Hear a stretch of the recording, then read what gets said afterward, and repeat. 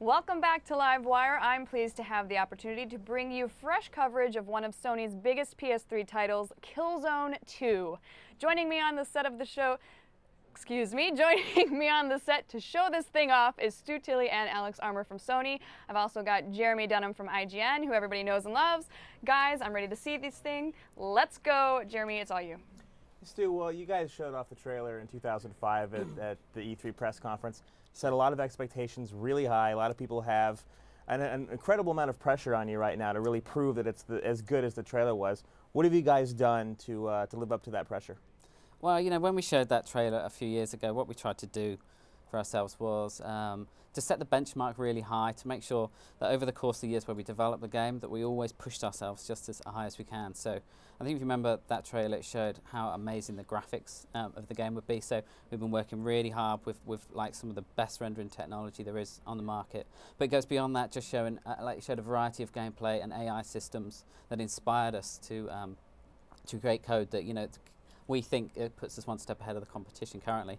You know, it's not been easy, you know, there's a lot of expectation on us. We've been working really hard on the game, and hopefully what you see today will show that we're starting to deliver on the big thing that we set ourselves. Now, speaking of the demo you're showing today, about a little over a month ago, you guys had a judges event for E3 judges. Yeah. And you showed off a pretty big level, but there was only about 2 sections that you really focused on. But now at the show you have all 6 sections. We have all 6, yeah, we have the full level. The actual game itself has 11 levels, and this level is about 45 minutes average playthrough. So what you would have seen previously was about the first 10 to 15 minutes of that. What we saw before was concentrating on what we called the theatre of war, which was kind of how we want people to feel when they play Killzone. Like it was like the first landing on a foreign planet, explosions going off everywhere, storms raging, your guys dying around you, and just a battle to stay alive. Now, the other sections of the level we're showing today and through E3, from a third of the way into the level through to the end, they show us a variety of it. The story of this level is that you need to protect a convoy. And on the beach landing was just about staying alive, and now you're pushing through into the center of the city to try and arrest Emperor Vazari. And so it's a slight change of pace, whereas before it was like mad, all-out intensity. Here we slow the pace down, and then we show off some really cool building destruction, which hopefully you're going to see in a minute, and then a real good bit of variety in gameplay, including a big tank battle at the end. So within the 45 minutes of the gameplay, in a typical level in Killzone 2, you get a massive variety of things to do. Cool. Let's see if we can check the level out. Yeah, let's fire this up. Okay, so what you're seeing here is you're coming through a building. Do you want to head up through? The convoy you need to protect is trundling down the streets, but you need to get a vantage point over the top of them so that you can give them cover and fire for if there's any bad guys. You're a little short of soldiers as well, so you're waiting for reinforcements. So if you go in. Kill him fast, Alex. There you go. You see, you don't need to kill them because your guys have come to help you out. Very nice. So these are some of your reinforcement troops have come in to see you. So you've obviously done a lot with the visuals, Stu. What do you think? What do you think is the most impressive thing about Killzone in terms of its graphics? Just, you know, I mean, the technology that the guys at Guerrilla have written and the art direction really is fantastic. You know, we've brought to life this the foreign planet Felgan, which is the first time, because obviously the previous games were on Vector, which was the ISA's planet. I think just some of the destruction effects are really quite stunning. Alex, if you take this mounted gun here and shoot this building, you'll see all the pillars can be destroyed, various explosions of particle effects.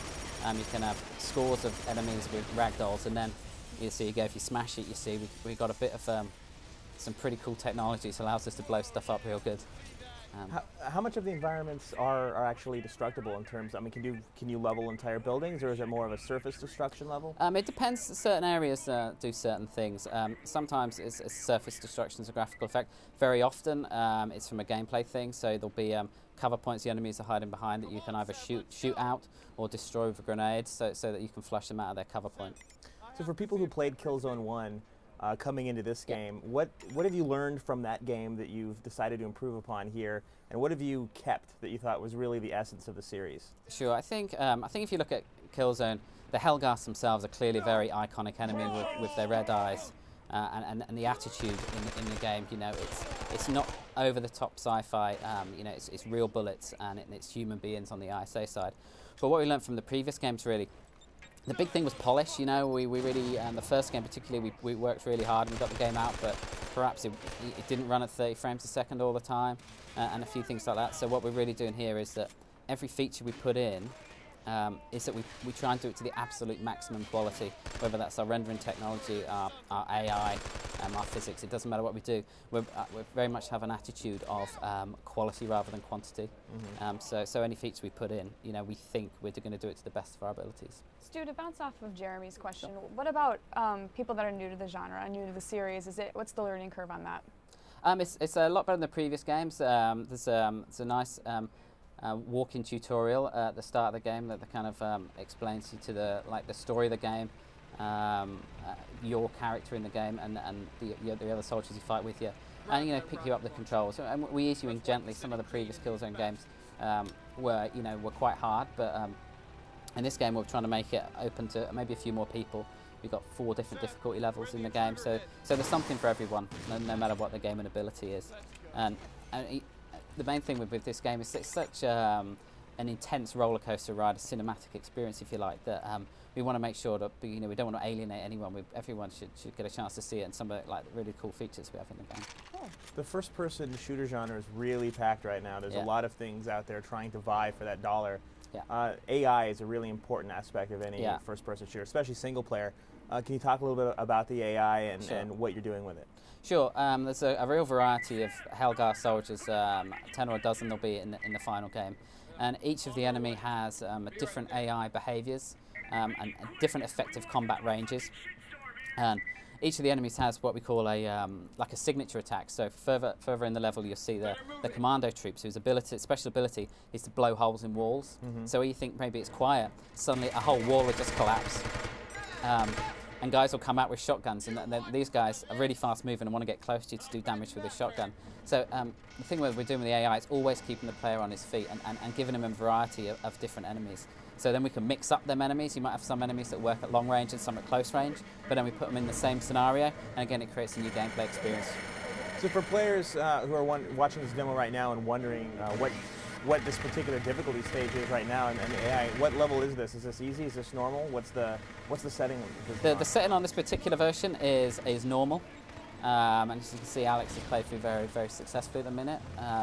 As we come into the tank battle, this is the crescendo to the level, so obviously then we ramp the difficulty through the game. But like I say, you know, we do a lot of work with our users, a lot of fans who get in contact with us through Killzone.com. And we invite some of them into the studio to play the game and to give us their feedback on the difficulty, so that hopefully we can have enough to keep all of our games happy. Now, my ears are burning a little bit because I'm a delicate flower, and there's a lot of M rating going on around here. How much of a conscious decision is that when you guys decide to develop a game? I think we decide. It depends on the experience you want to give. Okay. I think with Killzone particularly. It was the intensity. You're a frontline soldier in a war on a foreign planet, you know. So we wanted to go there and not really pull our punches. I think, you know, to get the intensity, you know, requires a certain level of violence and explosions and things going on. So we haven't shied away from that particularly. Stu, is this game being set up as something that can be standalone, or is it part of a bigger overarching storyline that's specifically meant for multiple games?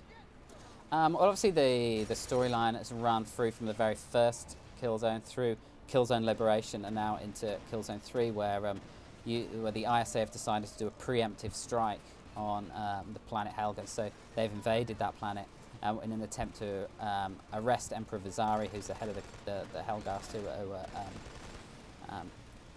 who basically is the main aggressor in the conflict. But the story, obviously, it's a very rich world.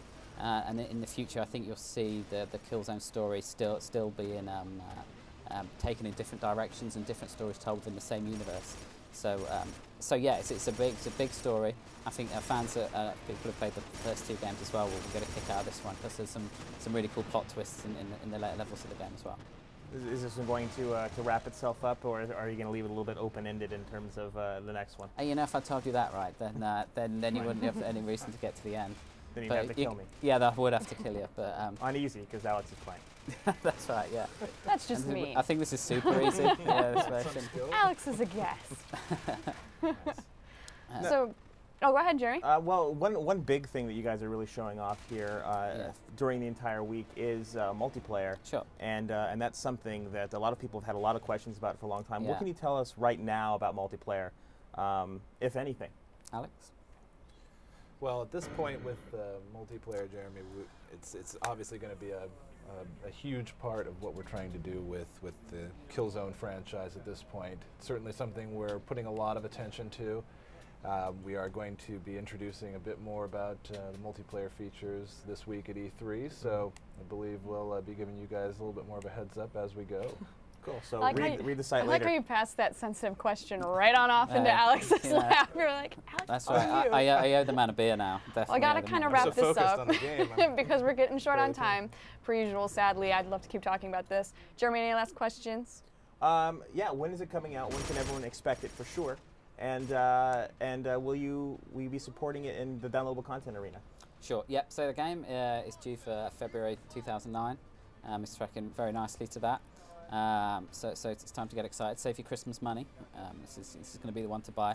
But yes, we do have plans for DLC. We haven't 100% formalised it, but there will for certain be content to be got from the PlayStation Store to support the game.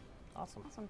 Thank you, Stu. Thank you, Alex, for joining us today. It is definitely something I am looking forward to popping into my PS3, and I know Jeremy's looking forward to it too. Yeah. Everyone at home, stay locked into LiveWire for more interviews.